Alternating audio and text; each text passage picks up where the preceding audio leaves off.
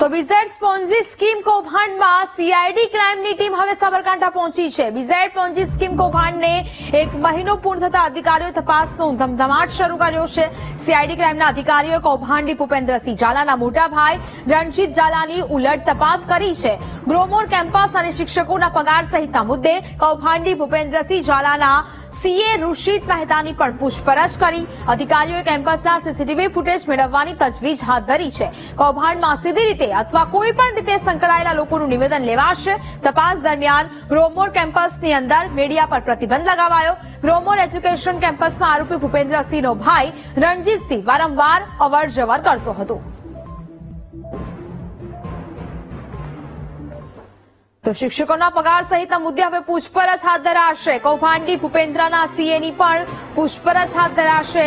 BZ Ponzi સ્કીમમાં તપાસનો ધમધમાટ શરૂ થયો છે। હું શું બોલું છે? અમારે તો અંદરથી ના પાડી છે। કોને ના પાડી છે? ઋષિક સરે।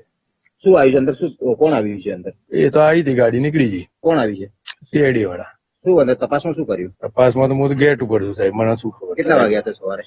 10 વાગ્યા 10 વાગ્યા. કેટલા લોકો હતા? 5 જણા। અને જે રણજીતસિંહ ઝાલા છે તે અહીંયા કેટલા સમયથી આવતા હતા? અહીંયા તો 10-15 દિવસથી નથી આવતા। અહીંયા પેલા આવતા હતા અને શું કરતા હતા અહીંયા આવીને? એને પાછળ બે, બીજું શું કરે? ઓકે. અને મીડિયા પર પ્રતિબંધ લગાવવાનું કારણ શું? એ તો સાહેબ મને શું ખબર। ઓકે. કોને ના પાડી છે અહીંયા અંદર આવવા માટે? ઋષિક સરે।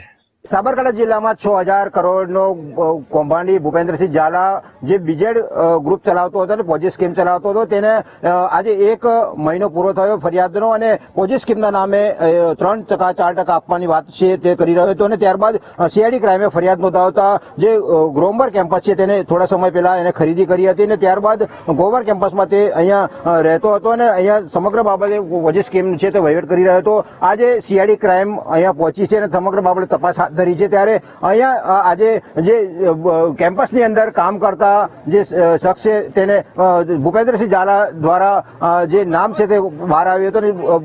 આજે સીઆઈડી ક્રાઇમ તપાસ હાથ ધરી છે। હાલ સીઆઈડી ક્રાઇમની તપાસ અર્થે 2 વ્યક્તિને લઈ ગયા છે। એ કોણ હતા? એ એટલે કેન્ટીન ચલાવતા હતા અને ઘણા ટાઈમથી એટલે 2 જણા હતા, એ કેન્ટીન જ ચલાવતા હતા। ક્યાં ના હશે એવું કઈ? એ કોઈ આઈડિયા નહીં, અમે તો સ્ટુડન્ટ છીએ। આજે શું કરવામાં આવ્યું એ લોકોને? આજે તો પોલીસ વાળા લઈ ગયા અમને, સીઆઈડી વાળા, પછી ખબર નહીં। કેન્ટીન કેટલા દિવસથી ચાલુ છે? કેન્ટીન તો અમે આયા એ દિવસ એના મહિના પછી ચાલુ થઈ ગઈ અને છે। બંધ આજે જ છે કે? હા, આજે બંધ છે। આ વિદ્યાર્થી જે કહી રહ્યા છે કે આ કેન્ટીન છે તે ચલાવતા 2 શખ્સને આજે સીઆઈડી ક્રાઇમે અટકાયત કરી અને અહીંયાથી લઈ ગયા છે। હાલ આજે 2 જે શખ્સો છે એને અહીંયા પૂછપરછ હાથ ધરવામાં આવશે અને ભૂપેન્દ્રસિંહ ઝાલાની કોઈ વિગત છે તો તેમની સાથે નવા ખુલાસા થઈ શકે તેવી શક્યતાઓ જોવાઈ રહી છે। કેમેરામેન રાજકમલની સાથે સંદીપ પટેલ, વીટીવી, હિંમતનગર।